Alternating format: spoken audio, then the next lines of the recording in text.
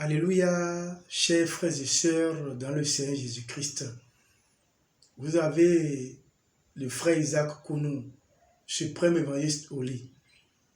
Aujourd'hui, nous allons nous entretenir sur un sujet qui est d'actualité. La langue est un feu. Peut-elle être source d'iniquité?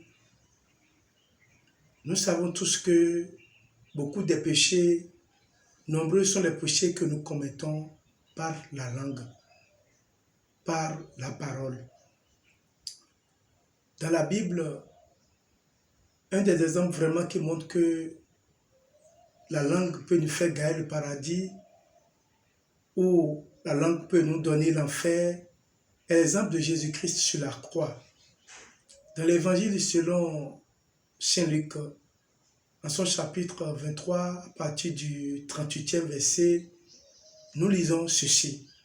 Luc 23, à partir du 38e verset qui dit: Il y avait au-dessus de lui cette inscription: celui-ci est le roi des Juifs. Le verset qui nous intéresse aujourd'hui vraiment est le verset 39, le verset 40 et le verset 41. Luc 23, verset 39 qui dit: L'un des malfaiteurs crucifié l'injuriait, disant: N'es-tu pas le Christ? Sauve-toi toi-même et sauve-nous.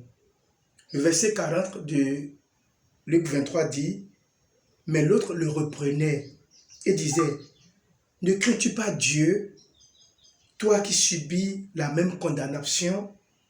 Verset 41.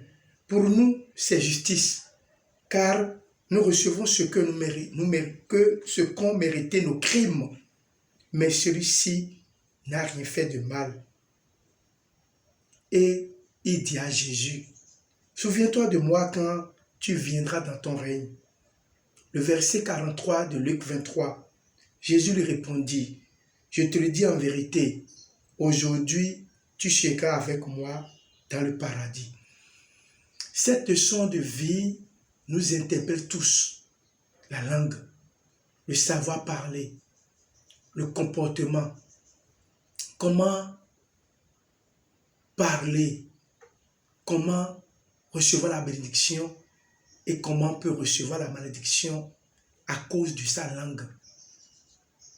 Le premier brigand, le premier voleur avait mal parlé à la croix et le second le reprenait.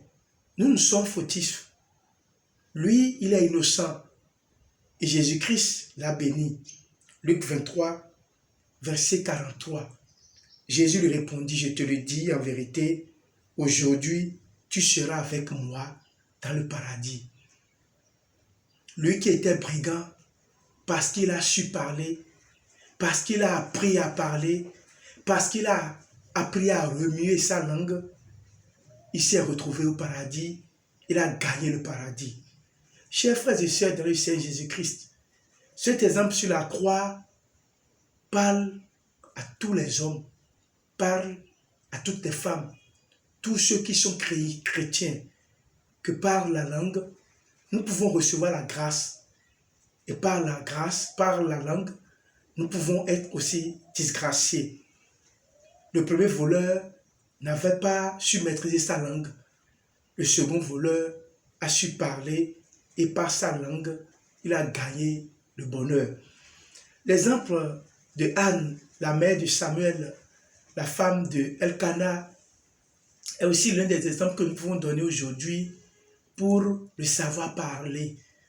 Comment la langue peut nous donner la bénédiction et comment la langue peut nous donner la malédiction. Anne était la femme d'Elkana. Pénina concevait, avait beaucoup d'enfants, mais Anne n'avait pas d'enfants. Dans Silo, Anne pleurait. Anne pleurait chaudement. Anne pleurait vraiment. Et lorsque Élie l'a vue, Élie croyait qu'elle était saoule. Élie disait: Femme, quand est-ce que le vin va te laisser? Quand est-ce que tu vas finir de te saouler? Anne, au lieu d'insulter le prophète Élie, le sacrificateur Élie, l'homme de Dieu Élie, Anna dit, l'amertume de mon cœur est trop. Et je crie vers le Seigneur. Anne a su parler, tant bien même que le sacrificateur Élie l'a traité de femme qui est troublée par le vin. Anne n'a pas insulté. Anne n'a pas été mal polie. Anne a su répondre et la bénédiction l'a accompagnée. Chers frères et sœurs dans le Seigneur Jésus-Christ, combien d'entre nous aujourd'hui avons la malédiction des grandes personnes ou bien la malédiction de nos supérieurs ou la malédiction de nos parents ou la malédiction de ceux qui sont les anciens à cause de notre langue. Et combien sommes-nous qui recevons la bénédiction de nos anciens parce que nous savons parler. Si le thème d'aujourd'hui nous fait part de la langue, c'est parce que beaucoup d'entre nous ne savons pas parler. Beaucoup d'entre nous injurions. Beaucoup d'entre nous, nous comportons de façon très mauvaise. Nous insultons. Nous ne sommes pas patients. Nous allons vite en besogne. Nous ne remuons pas le langue plusieurs fois avant d'adresser la parole à nos femmes, à nos enfants ou à nos maris. Combien d'enfants aujourd'hui dans les rues sont maudits à cause de la langue de leur mère? Et combien de maris aujourd'hui sont maudits à cause de la langue de leur épouse? Combien sont celles-là, ces femmes-là, qui sont maudites parce qu'elles se sont mal comportées envers leurs parents ou envers leurs amis? Chers frères et sœurs dans le Seigneur Jésus-Christ, le thème « La langue est un feu » peut-être être source d'iniquité est un grand thème.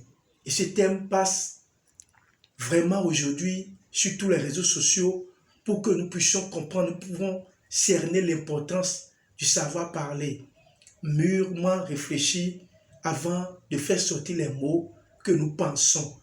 Nous ne devons pas, sur un coup de tête, dire ce que nous avons à dire, de peur de détruire, de peur de saccager ou bien de peur de maudire.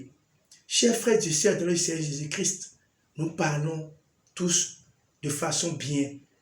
Nous parlons aussi tous de façon mauvaise. Et nos façons de parler peuvent détruire notre environnement.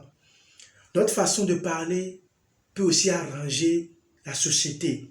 Et chacun aujourd'hui doit comprendre que dans son foyer, dans sa maison, dans son service, sur sa paroisse, partout où il est, il doit savoir parler. Il doit apprendre à parler.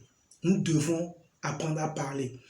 Beaucoup de ces pères, beaucoup des pères, beaucoup de papas, beaucoup de géniteurs, ne sachant pas parler, maudissent leur progéniture. Et beaucoup de mères, sous l'effet de la colère, maudissent leurs enfants, maudissent leur progéniture.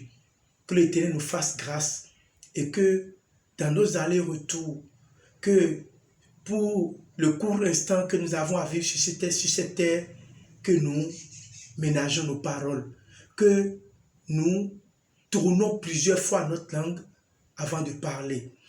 Beaucoup d'entre nous aujourd'hui mentons dans tous les domaines d'activité, les maçons, les menuisiers, les peintres, les pharaons, les mécaniciens, tout le monde ment pour pouvoir mentir. Beaucoup de femmes aujourd'hui mentent à leur mari pour un rien du tout. Et beaucoup de couples qui sont infidèles l'un à l'autre se mentent les uns aux autres. Ce mensonge qui est causé par notre mauvais comportement détruit l'avenir, détruit la grâce de Dieu qui est sur nous. Chers chrétiens, chers frères et sœurs dans le Seigneur Jésus-Christ, digne fils du prophète Oshopha, comment parles-tu? Combien de fois tournes-tu ta langue avant de sortir les mots? Toi, berger, toi, maître de cœur, ou toi, chef visionnaire, combien de fois tu tournes ta langue avant de prononcer les paroles? Que la grâce de l'Éternel Dieu soit sur nous. L'exemple que nous avons donné aujourd'hui est l'exemple de Luc 23, à partir du 38e verset. Et l'exemple que nous avons de Anna, la mère de Samuel, qui a su parler au sacrificateur Élie. Que dans sa grâce éternelle nous accorde le savoir, l'intelligence, le savoir et la grâce, la connaissance, le savoir parler au moment opportun. Que Dieu bénisse son peuple au nom puissant de Jésus-Christ.